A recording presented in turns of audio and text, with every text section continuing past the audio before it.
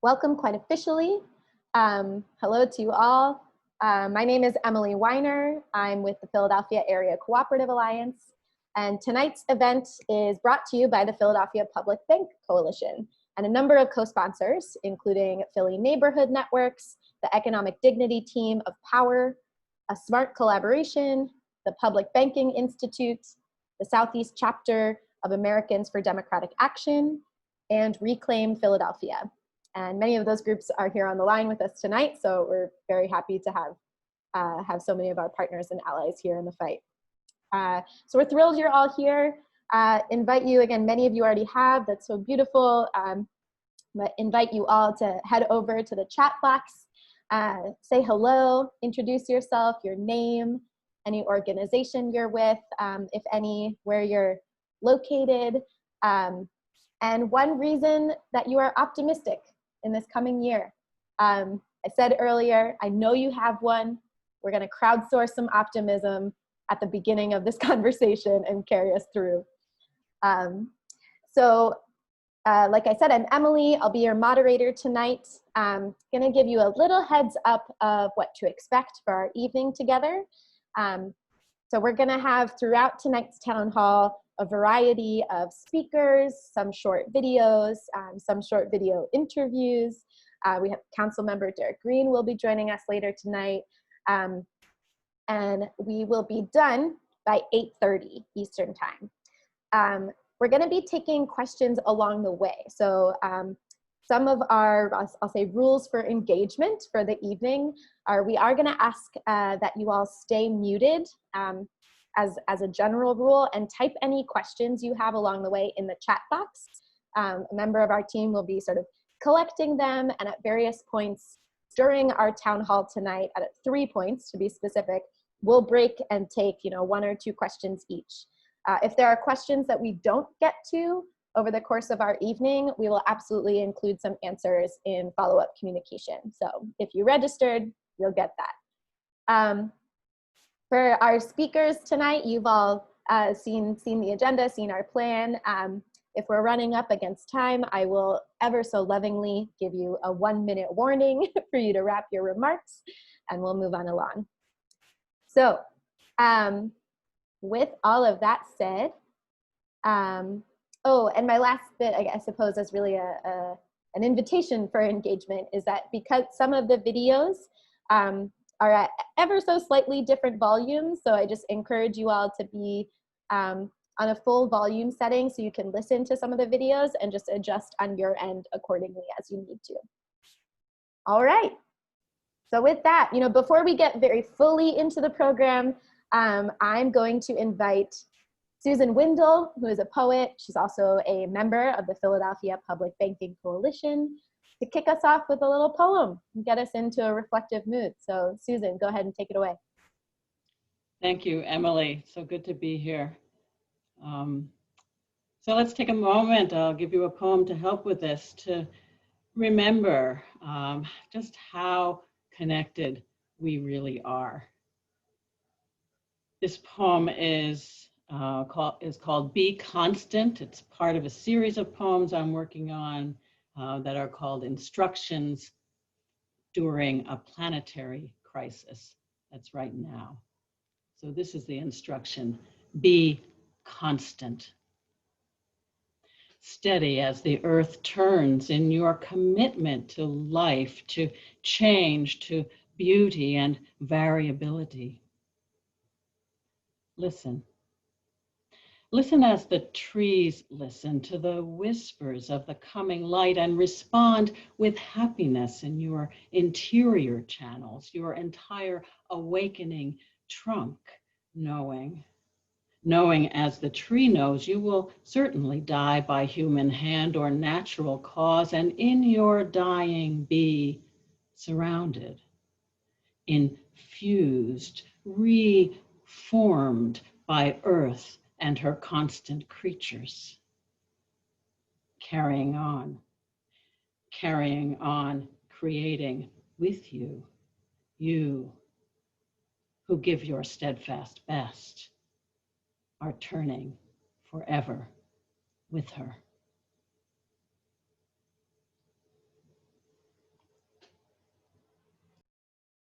Thank you so much, Susan. Oof. Whew. I feel like I've arrived. We really appreciate you sharing that with us. One last little tip as we move into our full program is that if on your end as participants you were seeing Susan just as a small little box, feel free to toggle into speaker view. On your side there may be a little menu of panelists. You can click on the one that's a little square for speaker view and then enlarge that square so you can see whoever's talking a little bit bigger. So thank you for that, Susan.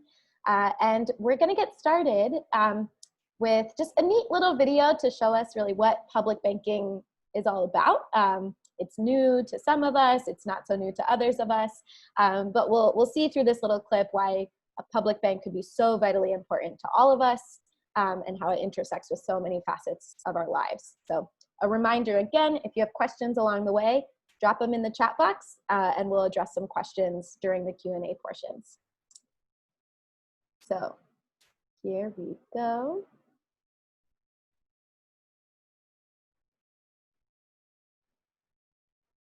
In this city, in anywhere USA, the residents of this city have decided they want a park. The city council agrees the park is a great idea. But how will they pay for it? The city needs to borrow money.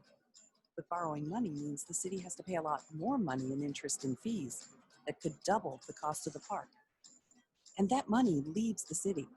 It goes to Wall Street investors who really don't care about the park or the city at all. This is a bad deal for the city and its residents. There's a much better option, an option that's been proven around the world. A public bank. A public bank is a bank owned by the residents of a city, state, region, or territory. Private Wall Street banks just want to make profits for their shareholders. But public banks have a mission to serve the public good.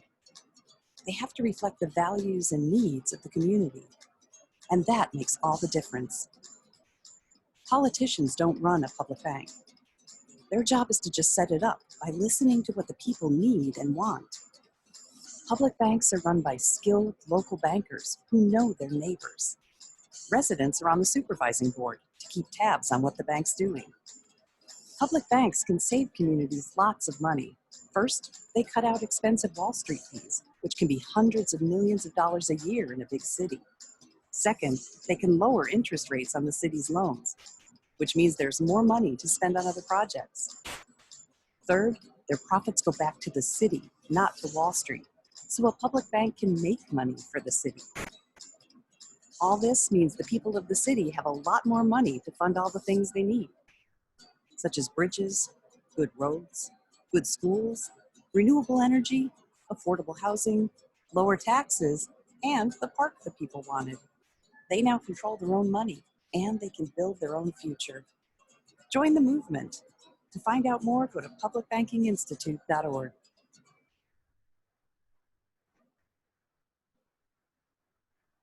So great. The part that always makes me laugh so much in there is that politician has that haircut from like the late 90s, early aughts. It's very serious. But no, more seriously, there's definitely some pieces in there that our next speaker is going to refer to pieces about how in our current world of financing, often cities are sending money to Wall Street. And I know that our next speaker, as I said, Britt Alston has a thing or two to say about that. So Britt, you're on until about 7:17. Go for it. Great, and feel free to jump in if you need to. Tell me that I'm at time. So my name is Britt Alston. I am a researcher with the Action Center on Race and the Economy. It's a national organization that focuses on the intersection of Wall Street accountability and racial justice. And so this is really where I tried to sort of stick to in this presentation. And I'm also a member of the Philly Power Research Collective. Next slide, please. So there's no real way to sugarcoat Wall Street's history. Exploitation has always been at the heart of Wall Street. It started off actually as a slave trading post, which a lot of people don't know. So in the 1820s, Wall Street collateralized loans to slave owners. And this means that they had bonds that were asset-backed. And the asset were actually slaves. And this allowed creditors to pool debt from many borrowers, and the debt was then sold off in uniform chunks to reduce the risk of lending, which is very similar and really the foundation of how we lend to cities, states, and personally now. Next slide, please. So this fueled an increase in the share of enslaved people as a share of US wealth through the mid 1860s, which is really crazy that that's how we were measuring wealth in the United States. And this currency system relied on the reproduction of labor by enslaved women who were often subject to sexual assault, harassment, and rape because there was forced childbearing because slaves, young children were seen as other assets. And we have to acknowledge that this is the foundation of our predatory racist banking systems. Next slide, please. So our current banking system, it rests on this intersection of racism, Wall Street, and politics. Wall Street and the 1%, they spend billions in lobbying and campaign contributions in an attempt to get policies that rig the rules in their favor and allow them to just extract more wealth from the rest of us. And we saw this even in the small graphic and the video that we just saw. So they rely on political contributions and lobbying dollars to really influence the national, state, and city level politics and policies. So on this slide, you see some graphics and newspaper articles. This sort of shows how Wall Street historically reinforced racist and misogynistic policymaking by painting working families and mothers, specifically families of colors, as drains on our public services. And we've seen this through terminology like the welfare queens that was made popular by Reagan. You see that on the screen. It also criminalizes low income and poor people for relying on public services and are not more closely aligned with the interests of wealthy and corporations and often white men. So the people and communities that are portrayed as drains on our public budgets and government systems, they're actually the same groups that Wall Street targets for wealth extraction. And our elected officials often can work in concert with Wall Street because of their lobbying dollars. And that's low income folks, that's people of color. Next slide, please. So in concert with other actors, Wall Street predatory lending practices also dictated where we live and our current segregation within our communities. So you can see some of these maps, and Philly is the bigger map, but it's a little bit hard to see. In the 1930s, mortgage lenders, they drew red lines around portions of the map to indicate areas or neighborhoods in which they did not want to make loans. So this was known as redlining. And that's the practice of denying a credit-worthy applicant for a loan for housing in certain neighborhoods, even though that applicant otherwise was eligible for the loan. And that denial was just based on the color of their skin. So 3 out of 4 neighborhoods that were redlined on these government maps 80 years ago continue to struggle today. And the banks are just finding new ways to practice old tricks. Next slide, please. Thanks, Bray. You got about 1 more minute. Okay, cool. So I'll move through quickly. So in 2017, Philly actually filed a lawsuit against Wells Fargo for violating the Fair Housing Act. And in the suit, they said that the Wells Fargo was taking advantage of minority borrowers to maximize profits. And it doesn't stop there. So I have a couple other headlines on here. These two huge banks like JP Morgan, they recently paid out settlements to Black employees for isolating them from their white peers, placing them in the poorest branches, and cutting them off from career opportunities. And this is once again just sort of showing this pattern of racist lending and racist practices on behalf of Wall Street. So in years leading right after World War II, when we actually were in a relatively low interest rate environment, local governments borrowed lots of money, billions of dollars, to the bond market, and that fattened Wall Street profits. But non-white communities actually did not benefit from this. And so what did we see? We saw communities that had underfunded schools, streets were unpaved, Inadequate parks, recreational facilities weren't there, and they were hard to come by, specifically in Black communities. And so while this may look a little bit different now, we still see that, that Wall Street is really preying on certain communities.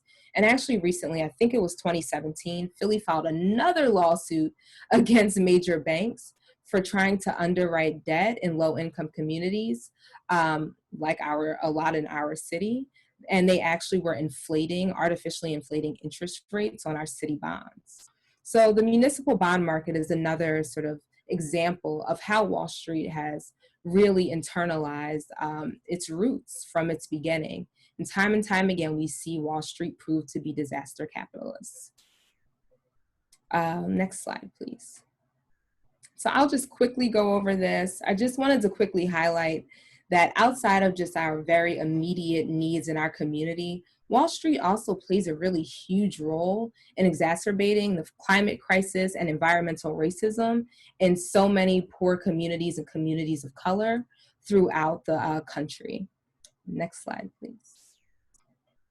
So as I continue to research municipal debt and predatory practices of Wall Street, it's truly disgusting and so pervasive. There's no progressivity in banking with Wall Street, and we can no longer afford to pay into a system that transfers wealth from Black and brown communities into the pockets of Wall Street bankers. I'm really excited to keep listening to other speakers as we all fight for this public bank. I want to learn more, and I truly believe that our political imaginations have the power to create something that's just and a fruitful banking structure that works for all of us. Thank you. Brad. Thanks, Britt, so much. So much to unpack there. So much history to hold, especially while we are imagining what's possible and what is possible for how financing works in our lives and funds our communities. So with that, we're going to move into a couple of videos, a couple of video interviews specifically.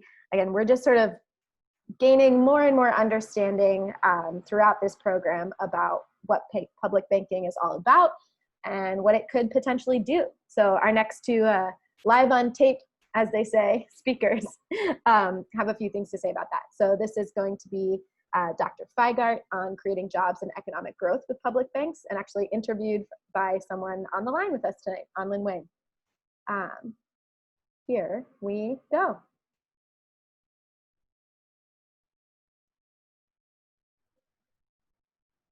Thanks for joining us. My name is Onlin Wang, a Philadelphia-based organizer, recent delegate to the Democratic National Convention, and a member of the Philadelphia Public Banking Coalition, and I serve as one of its liaisons to the activist groups Reclaim Philadelphia and Violet. I'm here today to interview Dr. Deborah M. Feigart about an upcoming paper of hers shedding light on the potential economic benefits of a public bank in the city of Philadelphia. She's a distinguished professor of economics at Stockton University, and I'm honored that she's gracing us with her time and insight. Dr. Feigart, could you please introduce yourself? Sure, Onlin, my pleasure to be here with you. Please call me Deb. I'm a labor economist, which means I focus a lot on employment and pay issues, such as living wages, wage discrimination, and also job quality and the rise in gig work in America. Thank you, thank you. So you have a new study that explores the potential impact of a public municipal bank in the city of Philadelphia. It's based on your earlier study where you estimated the impact of the proposed State Bank of New Jersey. How do you make these estimates? Economists like me and urban planners and others use regional input-output analysis to empirically estimate the impact of a new product or service. It's been a tool for a long time. In fact, it's based on the work of an economist named Vasily Leontiev, who won a Nobel Prize for this technique. Thanks. Could you briefly explain input-output analysis and how do you use it to estimate the effect of a new public bank? Sure. Input-output analysis is commonly used to examine the economic impact of any local institution. For example, The analyst can calculate the potential gains of a new local hospital, a branch campus of a university, a sports stadium, and a proposed Philadelphia public bank. In the case of a public bank, the empirical question asked is, how much new output, new earnings, and new jobs are created due to the new lending or credit issued by the public bank? And the public bank would then have a multiplied effect on economic activity in the area.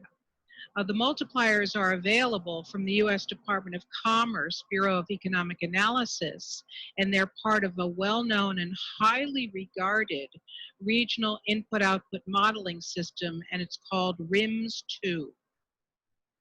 Thanks for the explanation. What do you do with these RIMS-2 multipliers then to estimate the impact of a public bank? Good question. I first had to make a few assumptions about how the Philadelphia bank might be capitalized and how much money then might be lent out. I assumed that the bank would hold 10% of its deposits against reserves, just like large banks do nationwide. And this means the bank could lend out as much as 90% of its deposits. Next, how much would the bank lend during its initial rounds of opening up and lending?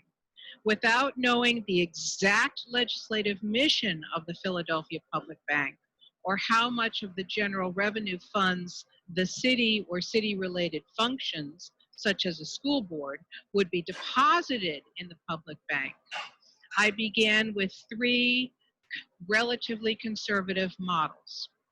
The city would deposit either 25% of its general revenue budget in the bank, or 50%, or 75%. Now you can think of this as a small, medium, or larger size movement of funds from private banks like Wells Fargo to the public bank. Or you can think of it as a phased-in, stepwise withdrawal of funds, 25% for 3 years in a row. Well, it seems like you have the input-output multipliers, and then you're opening. What did you find to be the economic impact of a Philadelphia Public Bank? So using these three deposit scenarios, the 25% of funds, or the 50%, or the 75% of withdrawal of money to the public bank, and ultimately lending out 90% of funds against reserves, I found that Philadelphia earnings would rise by $161 million to $482 million. I found that roughly 3,600 to 10,800 new jobs would be created across the city, and that the Philadelphia metro area value added, or gross regional product, would increase by $1 billion to as much as $3 billion. Wow. And these economic benefits are from getting the bank up and running, as you said, right? Are there other economic benefits that come further down the road? Yes. These are just the initial economic impact of getting the new bank open and the first round of lending, as I modeled. I think we can also expect more economic impact, or oomph, when the projects funded by the bank get into high gear. It could be new construction projects or renovation projects, like low-income housing, or investments in green energy, or removing asbestos from our public schools. So when those projects get going, those projects will also generate a ripple effect down the road, more new local output, more employee earnings, and further job creation. And in the long run, the city will save money through lower interest rates on borrowing from its own public bank. And finally, all or a portion of any end of year bank surpluses over its expenses can be returned to the city treasurer to benefit city taxpayers. Wow, that's really fascinating stuff. Final question then. How should activists use your paper and findings? Great question. Economists often work with activists on advocating public policies or modeling their impact. In this case, while activists can definitely point to a lot of qualitative and community benefits for a public bank in our city, it can really help to have numbers from number crunchers back it up. Thanks so much for your time, Dr. Claire. You're welcome. I love that Deb makes me feel like an armchair economist. But hopefully that offered some helpful grounding. And for those of us who are not as much number crunchy people, we're going to pivot yet again to one more video before we break for our first round of questions and hear from Reverend Lewis Williams for a community development perspective more on the ground in a more localized way. So with that, here is Reverend Lewis Williams. My name is Peter Winslow. I'm here to have a conversation with Reverend Lewis Williams, who's with Cross and Crescent. Reverend Williams, you've been a long-time resident of West Philadelphia, and you've worked with the community not only in their spiritual needs, but their practical needs. What's happened recently in West Philadelphia that you think a public bank could be helpful about? The problems that we've seen in a community of color is from the old days when redlining was the thing of the day. We know that it still goes on in certain banks and other mortgage lenders. And so we're always fighting that kind of thing. What we have seen in my community is getting a loan or getting a mortgage from, like I said, the banks or the mortgage lenders. It always seems to be a problem, even though we may have the same credentials as a white applicant. It just seems to be a little pushback all the time. So one thing a public bank could do is help level the playing field in that particular area, because we see it all the time. Certainly, the redlining problem is one that can be very well policed by a public bank because of its participation in loans, either as a guarantor or in other ways supporting the programs. People at all stages of their lives need to have financial help and need to have access. And that's something that a public bank can provide. For affordable housing can certainly be assisted by the public bank. In the aftermath of the murder of George Floyd, there was unrest everywhere, and some of it came to your neighborhood up on the commercial corridor of 52nd Street. Can you tell us about that? And let's think about how a public bank could help that situation. We in the West Philadelphia area, specifically in the 52nd Street corridor and the 60th Street corridor, which are all generally small businesses. These businesses are Islamic businesses, Black businesses. Now, of course, we have big box stores like McDonald's, and we have the Foot Locker and other big stores like that. The thing with them is that, as you probably are aware, they are able to refurnish all of their products. Now, when the looting started on 52nd Street and 60th Street, of course, people would say, well, there's people looting their own neighborhoods, but we know for a fact that that just wasn't the case. In that chaos, there were 3 police cars that were set afire.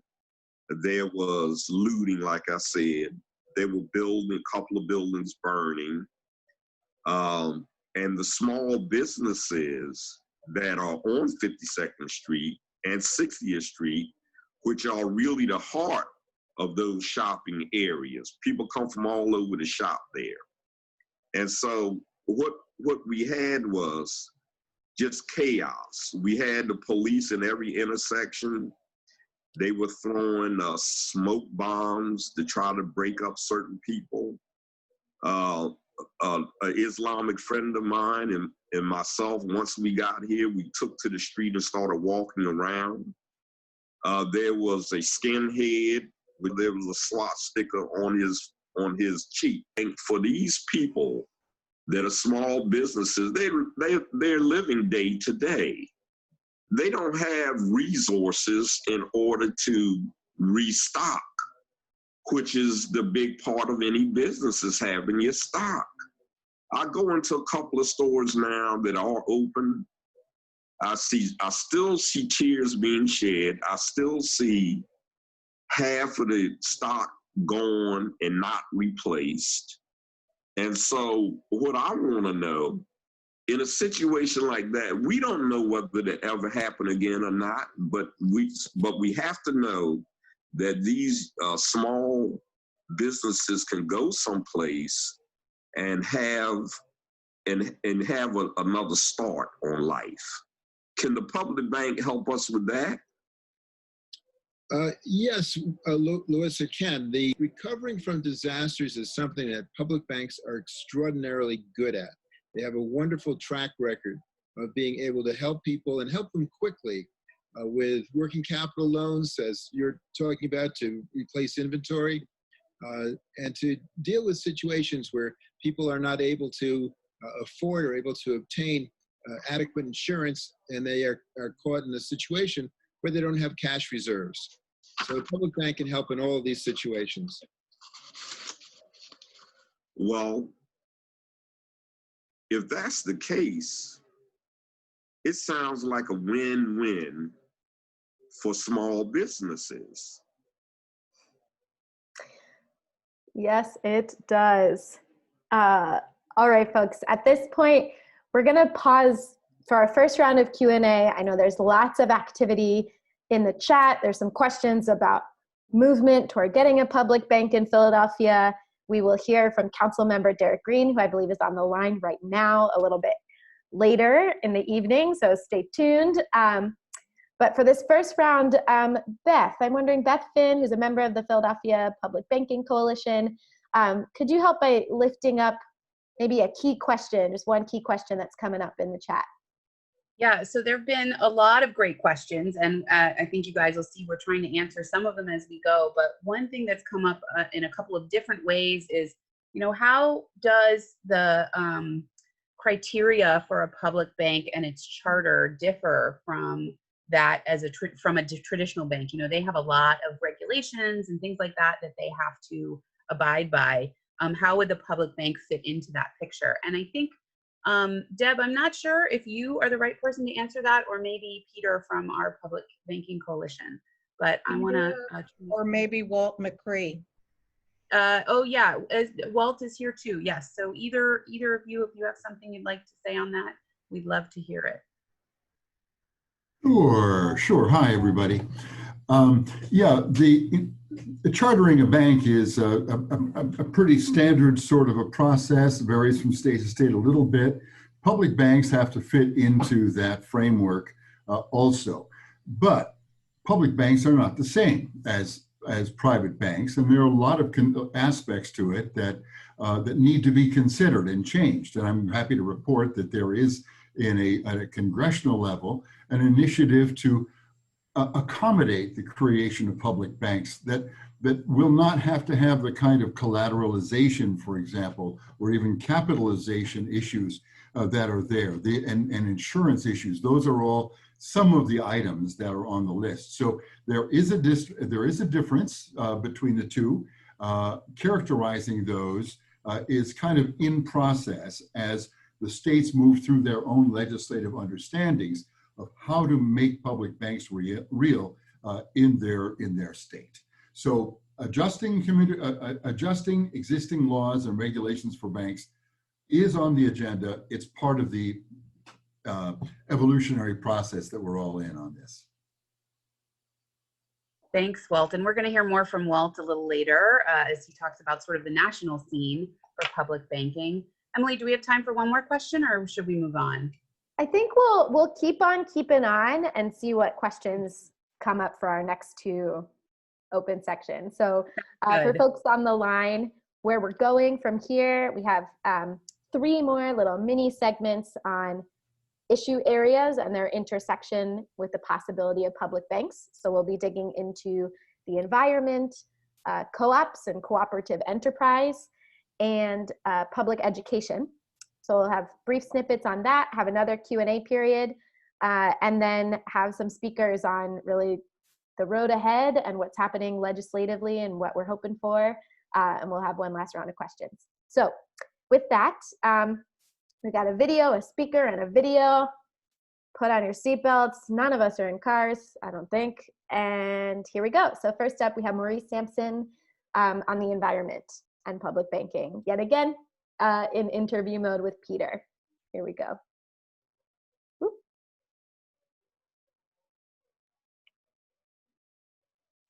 Maurice, let's talk about the ways that a Philadelphia public bank could be of benefit to the environment. Okay, well, you know, basically what we're talking about is the basic model of environment has been about laws and rules and regulations. And one of the things that's missing is how do we pay for these things? I mean, if it's not a publicly paid for program or something that is in the marketplace and is benefit that way, it basically doesn't happen. And whether it's in the public sector or the private sector, we still need to finance the projects. Absolutely, and to the degree that we can understand that the solution can be pushed financially, it will move very quickly. I'm very interested in the idea of Philadelphia having a green bank the way Connecticut does, but beyond the green bank, the public bank can provide much more leverage and the availability of credit for financing projects. So let's talk a little bit about green infrastructure and what the needs are in Philadelphia that need to be financed.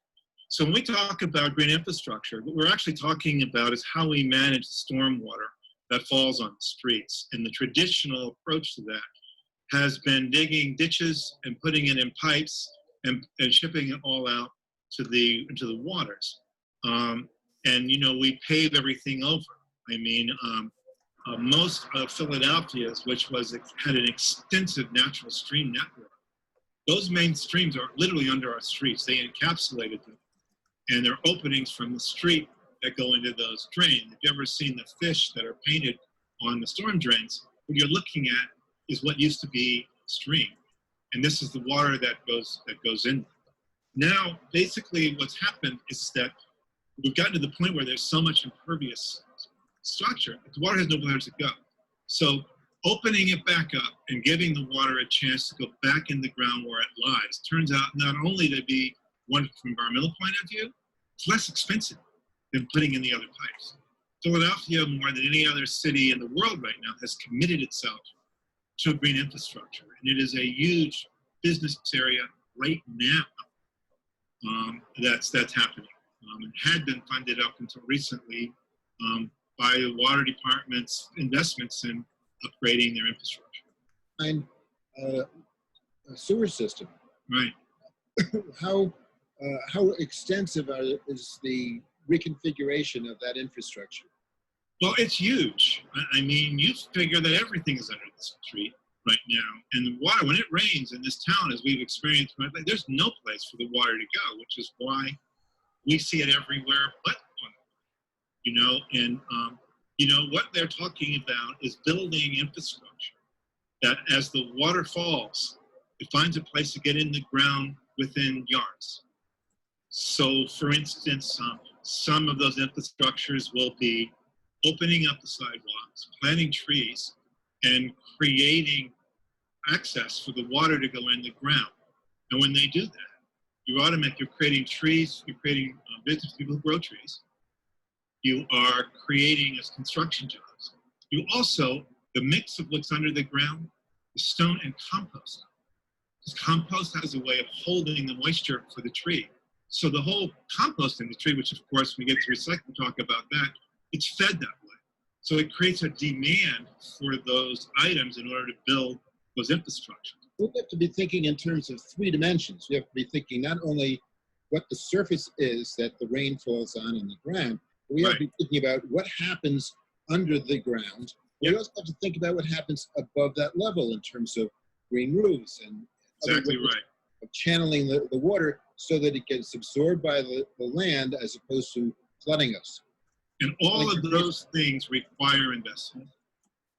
All of those things require companies to do the work, architects, designers. Lots of jobs. Yes, lots of jobs. When the city makes an investment in its infrastructure to create a superior infrastructure, that's an attractor. Yes, it is. To come into the city. You know, I think the part that we don't necessarily talk about when talking about public bank is how can the public bank change the financing structure? It can. It's about, you know, they put out their money looking at no risk. But if we show there's money to be made, and we've already taken the risk, they're going to put their money here. And it's going to starve all those industries out there that are doing the damage. I'm excited about this. Public bank is a massive opportunity for us.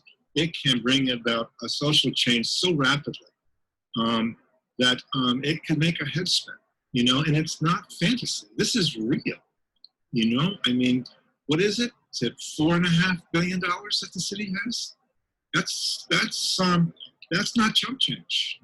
That is not chump change, you know? The city, through the public bank, can perform risk mitigation and credit enhancement and support a ecosystem of local banks that are able to do these projects and take on the financing for all of these projects that we've been talking about.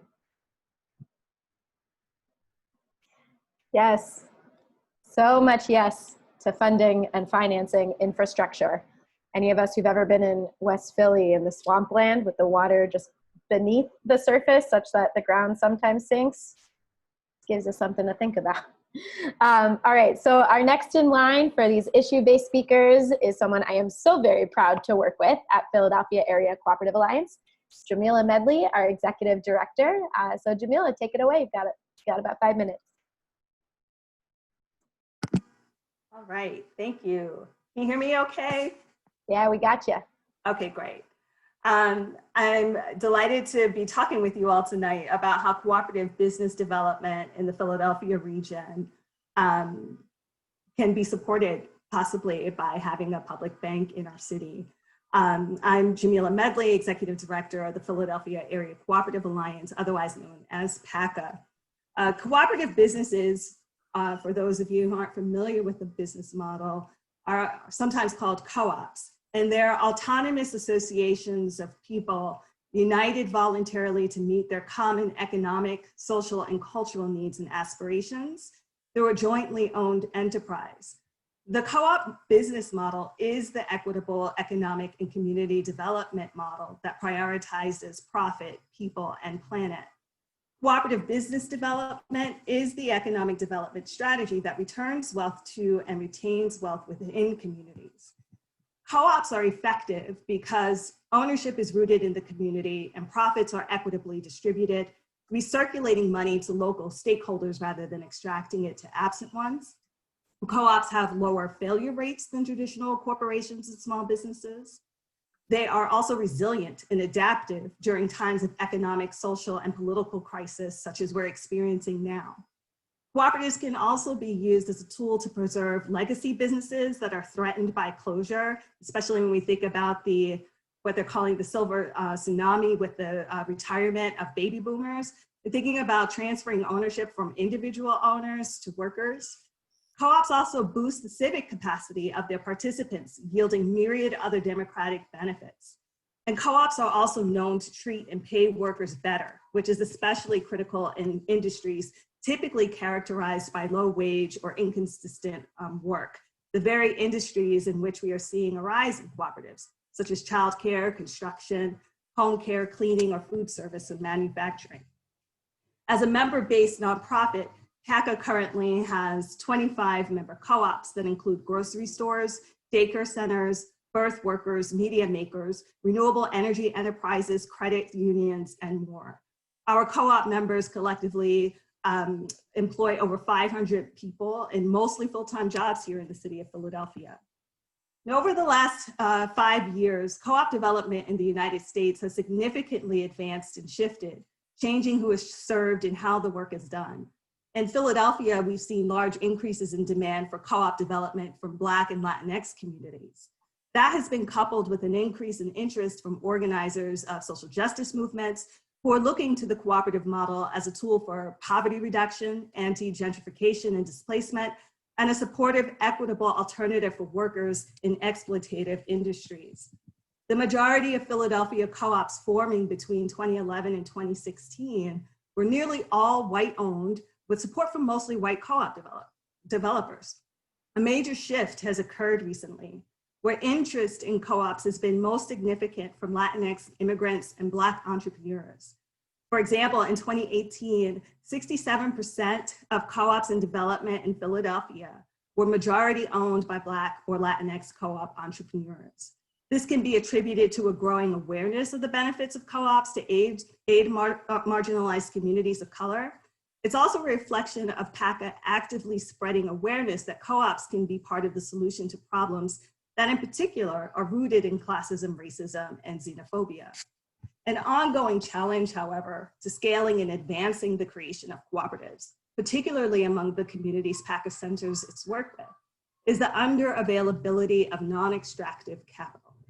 For many business loans, especially for startups, lenders request personal guarantees or credit scores from borrowers. This can be a challenge when many people may own small parts of the business, as in a mid-size or large worker co-op. In Philadelphia, if Philadelphia had a public bank, it could promote the cooperative business model and help community wealth building in our city by working with existing technical assistance providers, such as PACA and others, and or it itself could provide technical assistance to co-op borrowers to get them loan ready. A public bank could be building those technical assistance costs into financing structures, into grant programs to support co-ops led by marginalized groups. It could offer underwriting of high potential cooperative businesses and offer creative collateral guarantees and otherwise secured loans to co-ops. In Philadelphia, the majority of people turning to the cooperative economy are folks who have been systematically marginalized and therefore do not hold the generational wealth or credit scores typical banks require. We need better, fairer, more equitable solutions to capitalizing small businesses, including cooperatives. And here at PACA, we believe that a Philadelphia public bank can be a solution to these ongoing inequities. Thank you. Yes, yes, so much yes, we need it. Patient capital, non-extractive capital, creative capital, and collateralization. Say that 5 times. Thank you, Jamila, so much. We're gonna move to our last issue-based speaker on video. It's gonna be Pep Marie from Our City, Our Schools, talking about public banking and public education. Then we'll have one brief break for probably just one question, and we'll move on to hearing from the Public Banking Institute and Councilmember Derek Green. So here is Pep Marie. My name is Stan Shapiro. I'm a co-founder of the Philadelphia Public Banking Coalition, and we have with us Pep Marie, who is the chair or the facilitator of the Our City, Our Schools Coalition. And we're gonna have a little chat about public banking and public education. So Pep, why don't you start and tell us a little bit about yourself and about the coalition.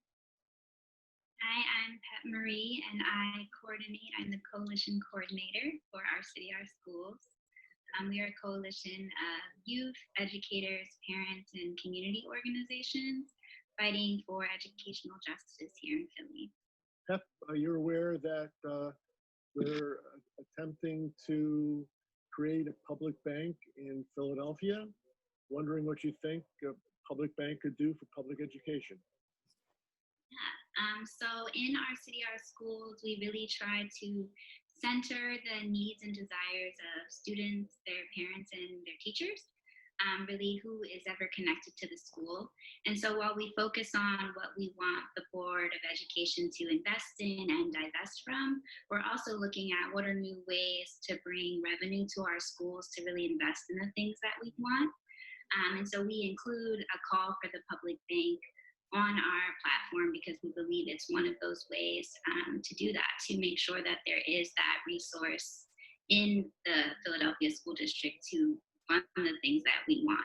When you go to the school district and you ask for things, they're always like, we don't have the money, we're in debt, there's this enormous debt that we really don't know much about. We just know it's this hurdle that they always bring up. So when I think about a public bank in this moment and being able to have an impact on that debt and also have some more control over how we talk about debt, could have a huge impact on our schools. So Pep, are you aware of the amount of debt service that the school district pays? And what's your reaction to that in terms of how that affects funding for the school district? Yeah, I know that overall we're in like the 3 billion number with our debt service load, but for just the 2020 school year, we paid 147 million in interest, which is even more than the 137 million that we paid on principal. And so that's a huge amount of money that isn't even money that we borrow. So when I think about this moment where we're able to refinance these loans at 1%, which is a lot lower than the 5% that they're at now, we could actually start to have a dent so that we're not owing all of this money on interest. Our schools need a whole lot of things that they don't have that our coalition focuses on. I think a big one is the toxic school conditions, and we know that the district does not have enough resources to address the asbestos and lead and pests in our school. And so when we think about borrowing for that, we don't want to keep borrowing at these really tremendous rates where we're just kind of getting stuck in a trap. We're ready to look at loans that really benefit our communities and are about getting us out of that debt, not trapping us there. Mm-hmm. So one thing I'm really excited about with the public bank is that in our coalition, in our city, our schools, we're really trying to push public schools as something that our communities own and that they should have control and feel like real ownership and deep connection to. And so when you think about the ways that lending have impacted our school communities as like a barrier and a narrative that there's not enough money, I get really excited about the idea of a public bank because I think Neighborhood Networks has really helped me to think about how we don't think about banks as something that could be publicly owned and that lending is something that could like be not a trap and could really support our communities. I think it really expands the idea of what it means for students, parents, teachers, their whole families, their communities to feel ownership of their schools and all of these public institutions that they interact with. Yes, so powerful. I hope some of you, like me, are pulling together some of these themes just around the potential power of ownership and participation in some of our key assets, infrastructure, enterprises, schools. It's really exciting to hear this come together. So before we move to Walt from the Public Banking Institute and then Councilmember Derek Green, I'd love to ask you, Beth, yet again, could you help us lift up maybe one key question from the chat? Yeah, and our team of folks here have been doing a great job answering a lot of these questions real time, but a number of people have asked about, you know, who's going to decide? There's so many great projects we could do. Who's going to decide and make sure that they're in the best interest of the people of the city? And I thought, Stan Shapiro, maybe I'd turn that over to you as the co-founder of the Philadelphia Public Banking Coalition. You might have some insight on that. Yeah, well, the exact decision-making process is going to be up to all of us, actually, as we participate in the process of framing the legislation, because the legislation is going to ultimately provide the answer. We want a public banking board that is representative of the community.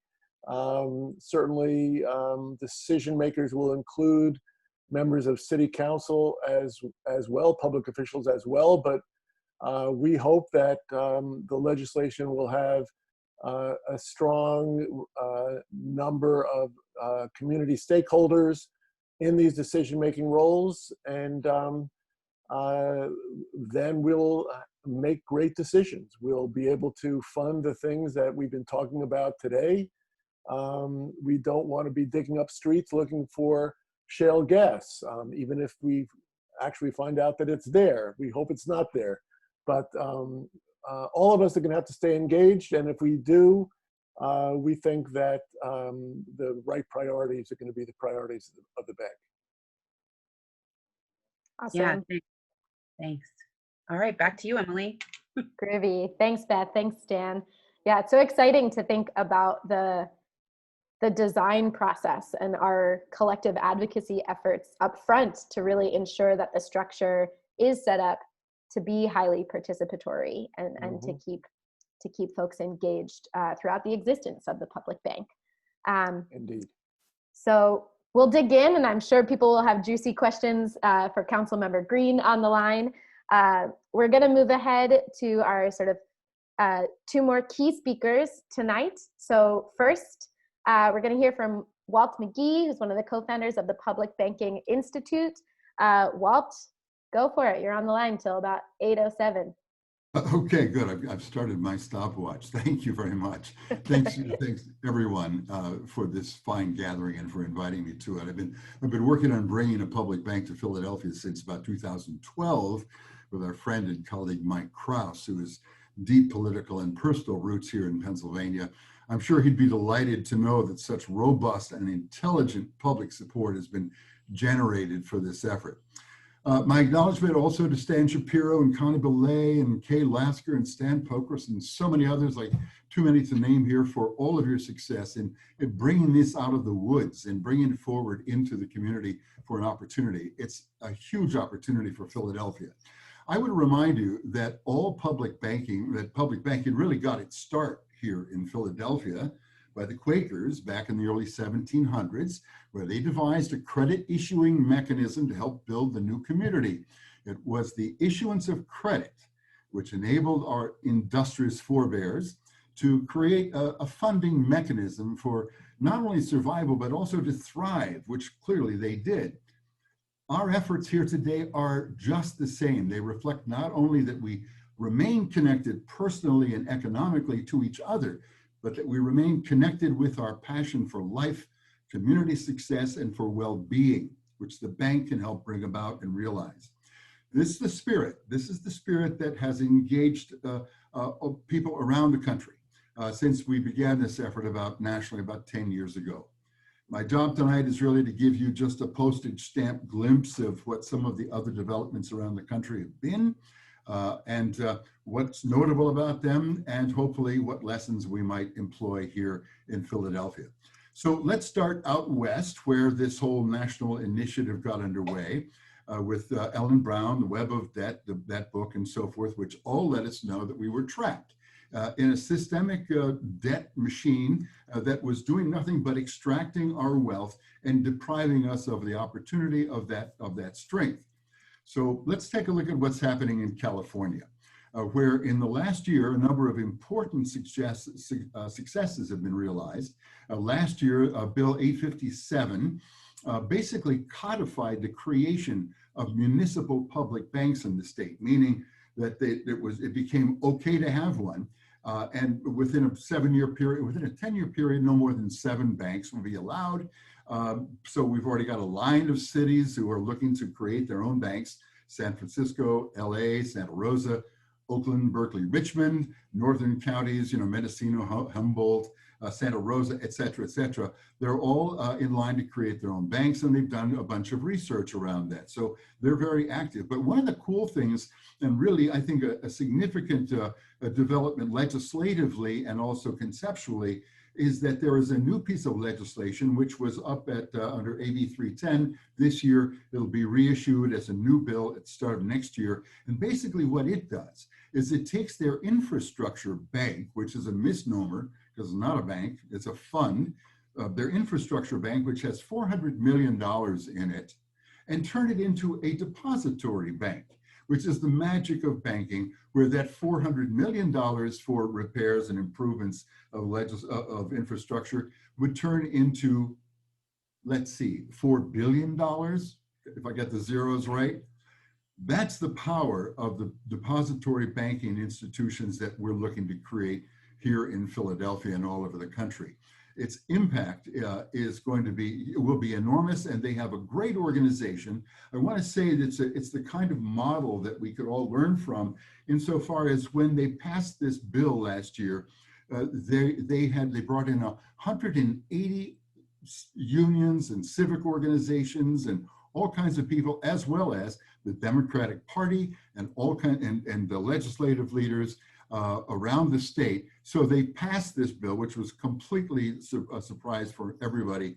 But that's what we need to do. The people need to stand together on this if we intend to pull it off, because the people against it are very strong, very influential. As I think you know, the banking lobby and a bunch of people who've kind of have their interests in particular pots.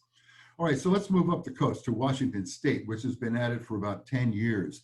They now, in the past year or so, have created a business plan for creating a municipal bank consortium, voluntary consortium for creating funding for infrastructure in the state. It's yet another variation of what could be done with public banking, obviously speaking to an important need, infrastructure funding, which of course is not readily available for cities and counties except at great price and within the confines of their borrowing ability. Similarly in Massachusetts, 70% of the cities and cities there are unable to get enough funding for their infrastructure needs, and they've been looking at an infrastructure bank. Colorado, New Mexico also in play. New Mexico's credit unions just signed on. Their state treasurer is in favor of it. So we're expecting next year to be a very exciting year in New Mexico for a public bank as well. Other states, Illinois, Michigan, Alaska, Hawaii, many others really in the process, in one way or another. We'd say probably between 20 and 30 state and city initiatives are underway. Let's take a look at New York. Let's come back out east for a minute. New York State has a very exciting legislative initiative underway. Both the Assembly and the Senate have a unified bill, which basically would do something similar to the California one. That is, it would codify creation of municipal banks. Rochester, New York has already signed up. There's a very strong presence, civic presence in New York City, home of Wall Street, to also have a public bank.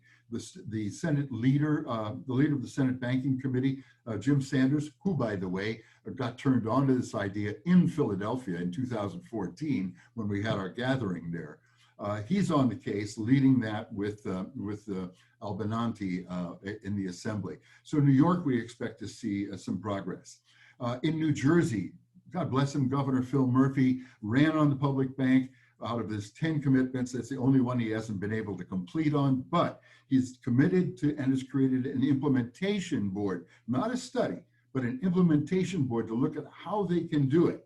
So they're on target to do that. They're meeting monthly, and we're working with them as well to articulate what the bank could look like using the data, as Deb Feigart pointed out, and Deb was involved in this. What kind of impact the numbers, the resources that are that we can get access to, what kind of impact that could provide. So that's there as well. Now, I'm running out of time here, so I'll speak faster. I just want to say that here in Pennsylvania, There is motion at the State House in Harrisburg and the governor's office. Mike Krause has been working on this for years. He has some initiative underway. He's got some support from Philadelphia Democrats. We need a political strength to be able to illustrate that public banks need to be part of the architecture of our democracy. Lessons we've learned? Well, we've got to understand that there's a lot of resistance, typically present among the legislative leaders who don't want to rock the status quo. We all know that's true. We also know that there's kind of some insidious backdoor kind of influence from the banking lobby, of course. We're grateful to have Councilman Derek Green, his leadership to push through this. We've also seen around the country that feasibility studies have been misused and or mischaracterizing the opportunity. So we have to be careful about that. There will be professional studies that will say, "Yeah, you can't do that here." You know, it's there are all kinds of excuses. It's not true. We can do this. All right. So public banking, you know, is a dramatically growing, exciting frontier for people around this country.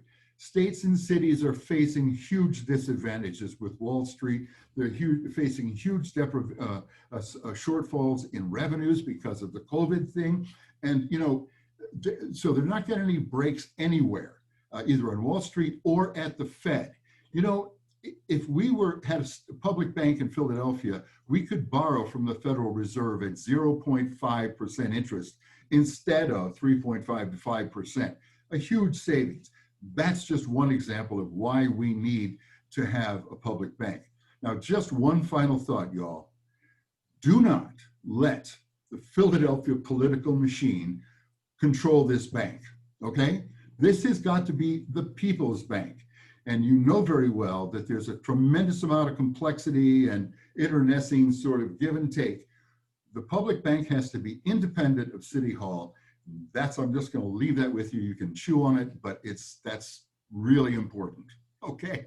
Thank you so much for the time. Well, thank you so much, Walt. And I hope you will accept our very heartfelt apology for misspelling your name on the screen here. Folks, it's Walt McCree with an R, not a G. But we so appreciate that landscape and the contextualization of what's happening in other places.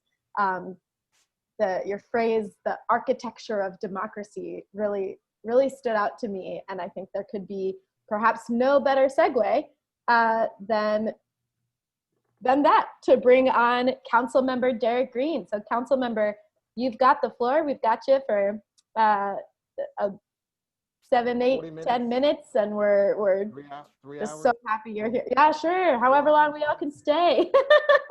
What's on your mind? What's on your heart? And along the way, hopefully, you can give us a picture of what's moving and what's potentially moving in Philadelphia.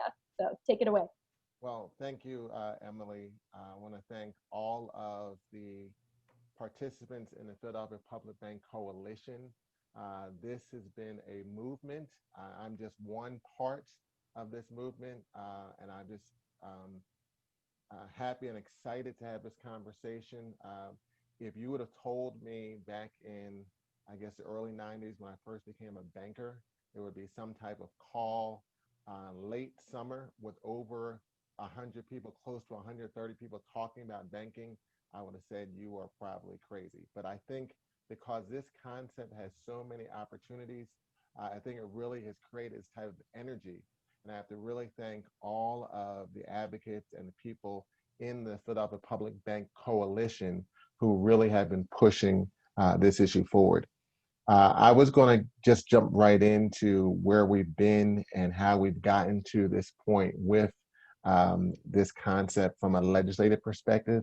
But I was really inspired by both Brittany and Jamila's comments earlier, because it made me reflect on my own path to this whole idea of public banking. Some people on this call know that I did start my career as a banker with Meridian Bank, for those who may remember, professionals with a personal touch. And when I was a banker, we had our own lending authority. That was before FICO scores, before some of the things that really took the creativity out of lending. And so I was able to do loans, and I was assistant branch manager at the Broad and Glenwood office in Meridian, right in North Philadelphia in Garment Square. So I was able to do things under my own lending authority that you could not do today. So when you heard about the conversations about redlining and some of the racism, systemic racism we've had in banking, because I had that background and perspective on a personal level, plus I had the lending authority to do things, I could do things differently. But that was also one of the reasons why I left banking, when I took lending authority out of the branches, and we no longer really had those type of professionals in the branch offices to do loans. And that's one part of what Brittany talked about, which really kind of resonated with me and what kind of led me to this conversation. The other part was Jamila's presentation. Some of you may have heard me talk about my grandfather, who was able to purchase our family farm in 1945 outside of Greenville, North Carolina. Now imagine an African-American man in eastern part of North Carolina being able to buy his own farm. And also he was able to work with other farmers to purchase a bus and provide, that was my first introduction to cooperative economics. And they were able to work together to purchase that bus to provide better educational opportunities for their children. So in the early part of, I can't remember if it was December or maybe early January, and I think Stan and maybe Steve Masters, I think that was the first time I met Peter Winslow, and I think maybe Connie Belay may have been in that conversation, and maybe Susan Wendell, and brought this idea of public banking and the ability for a public entity to provide lending, and kind of introduce me to this whole idea of what happened in North Dakota with the Bank of North Dakota, and to see if this is something we could do here in the city of Philadelphia. And so for me, it was very interesting. And I first went in, I talked about poverty. I'm still talking about poverty and what we need to do in our city. So, you know, my first piece of legislation that I introduced in January of 2016 was for hearings on public banking, because it gave me an opportunity to learn more about the concept and also start to have the conversation here in the city of Philadelphia. And so we had that hearing in February 2016, and we brought a number of experts. I think Walt was, testified, and maybe Mike Krause as well. And it really gave me an opportunity to get some perspective on this issue in a broader way. And so from there, we started thinking about how can we move this issue forward? We introduced the concept, but how do we move it forward? And so we tried to identify some financing to do a study. And as Walt kind of gave some background, you know, other cities were doing studies on public banking, like Santa Fe and other cities around the nation. And so we had to identify some resources in doing that. And so as we went through the budget process, and we weren't able to really identify funding that first year, but in the second year, during budget hearings, and our finance director, Rob DeBow, was testifying, and we saw something in the budget detail that talked about legislative research, and it was an allotment of about $75,000. And we saw that that money had not been used over the past couple years and was still being allocated again. And so in our questions during the budget hearing, and I asked Rob, you know, could this type of resources, budget line item, be used for things like research and study, like a public banking study? And so, you know, there's been some reluctance in the administration on this topic, but we're able to get him to at least acknowledge on the record that it could be used for these type of ideas. And so one of my asks to the administration was to use this type of resource, this line item, for a study on public banking. And so we're able to get that funding, and we got an appropriation in June of 2018 to put together resources for a public banking study. In addition, during that time, as we continued our conversations, Steve Masters, who's a former member of City Council tech staff, who worked along with Stan Shapiro, was able to do some pro bono legal research on kind of the structure and some of the challenges we would have and opportunities in doing a public bank here in the city of Philadelphia. We were also able to work with some graduate students from Fell School of Government, to also do some research on some ideas and constructs in reference to how to do public banking in the city of Philadelphia. So that gave us some good working documents, but also, the members of this group, did their own research and started to pull together some people and some perspectives on how we could do public banking in the city of Philadelphia. So coming out of that appropriation in June 2018, we spent some time putting together and drafting an RFP. And this public banking worker group came together. We had people from all different backgrounds and perspectives.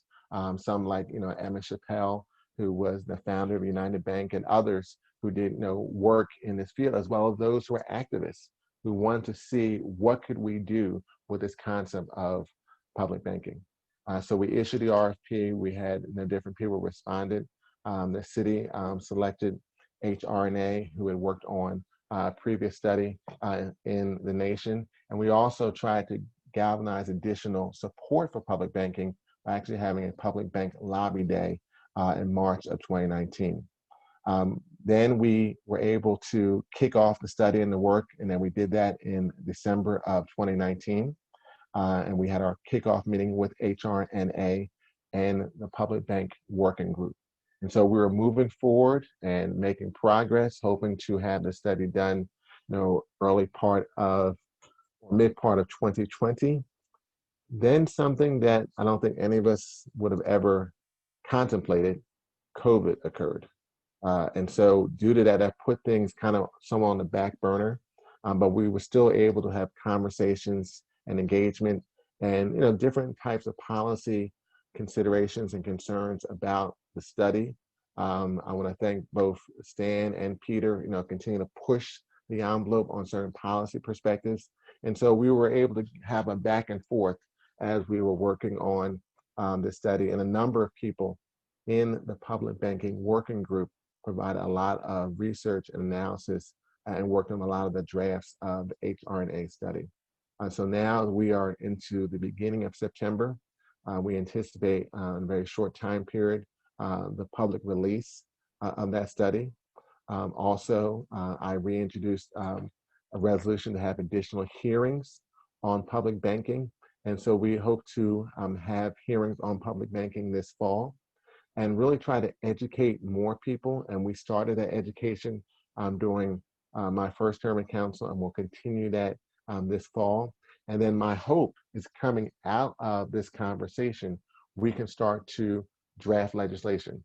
And I see the process similar to the legislation that we did when I worked for Councilmember Marion Tasco, and we were able to draft the nation's first anti-predatory lending bill in the nation right here in the city of Philadelphia. So I see this as a great opportunity. Walt talked about the history of banking here in Philadelphia, and I see the public bank as another opportunity for Philadelphia to be first. And this is going to take a lot of energy. It's going to take a lot of activism, and we're really have to educate. And Walt and others gave some of the challenges we're going to have and some of the interests who are going to be against this. But I want us to think big. I want us to think broad.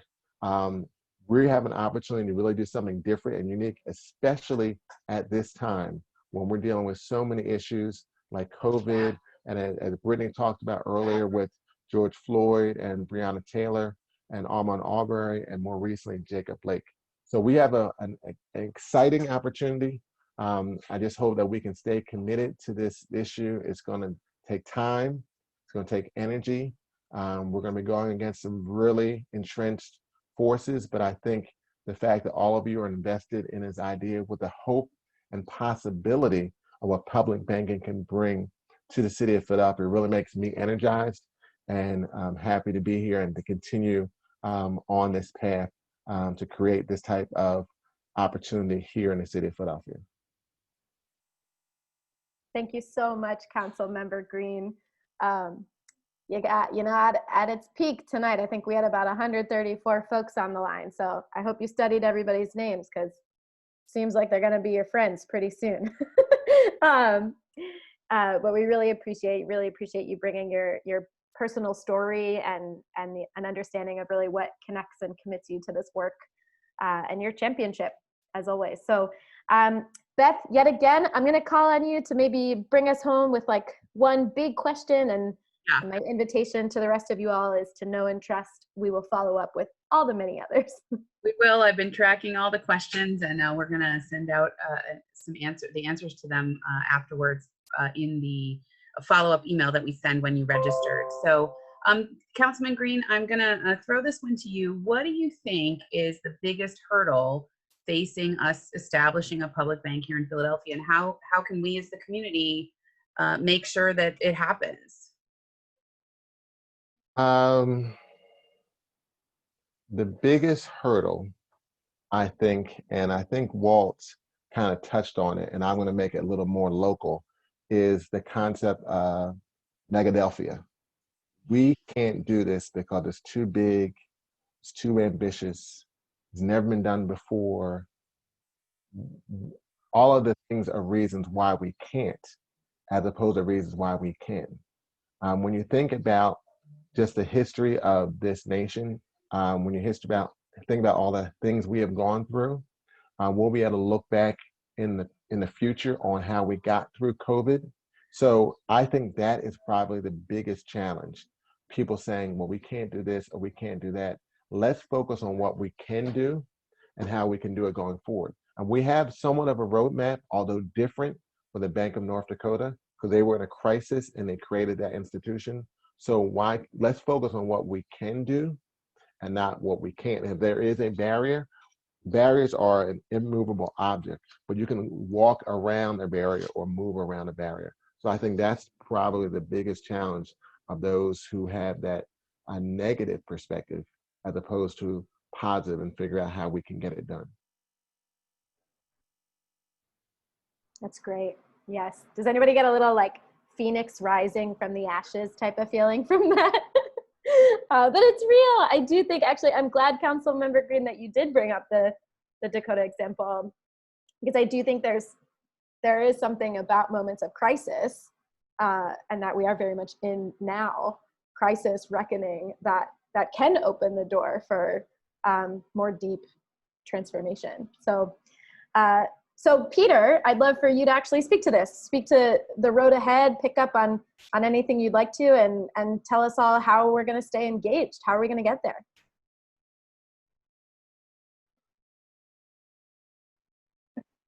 The road ahead is going to be very interesting because we're in the process of making history here, and I'm so thrilled that we started, by my count, with 126 people on this call, and there are now 114 people who are still here an hour and a half later. So I'm thrilled that we have this kind of interest, and I think it's important that we maintain this interest. And as Walt McCree has told us, there is a national movement that's afoot, and we should join that movement. We should lead that movement, and I think we're in a position to do that because, as the history that Derek described, that started 2012, and then with the first hearing in 2016, we have built up a momentum, and things are going to get very, very active going forward. So what we need for the road ahead is the people to remain engaged, to become educated, to follow the links that have been provided in the chat, to join the Philadelphia Public Banking Coalition, and to work to make sure that this process goes forward and that we overcome the opposition and the obstacles that are thrown in our way. You know, I noted that 18 minutes into this town hall, we got spammed by somebody, and they were dismissed, but that's just an annoyance. The kind of opposition that we're going to be receiving will be much more sophisticated. And we need to support Councilman Green as we go into the future, because that's what we're going to be up against. We want to make sure that the bank that we get that's established has transparency and accountability, professional management, and that the governance structure is an inclusive one where we can avoid conflicts of interest and political manipulation in the formation of the bank. So I'm urging everybody to get educated, to get involved, to advocate for the public bank, and support Councilman Green. You know, when the musical is written, because Councilman Green appears to be the Philadelphia's 21st century Alexander Hamilton. And I'm going to be warming up my libretto. So I'm very excited, and hope everybody stays involved. The people who are part of this discussion today will get follow-up from the Philadelphia Public Banking Coalition. Back to you, Emily. Wonderful. Thank you, Peter. I hope some of you saw Councilmember Green's face at that casting announcement. So, you know, stay tuned on a variety of fronts. You can play himself. It's wonderful. And again, I want to thank you all so much for being here. As I mentioned up top, the session was recorded, and so we will be sending out the recording, follow-up materials, all the links that Peter just encouraged you to visit, to sign on to, etc. We'll answer more of the questions that came up, and I imagine many of the questions will continue to be answered in the form of ongoing dialogue. So be on the lookout for it. When the recording comes out, share it with your friends, with your family, with your neighbors. And as you're getting ready to head out, if you do have any more questions you'd like answered, feel free to drop them in the chat so that we can log them to come on back to. But thank you all so much. Thank you for being here, and let's get it done. Have a good night.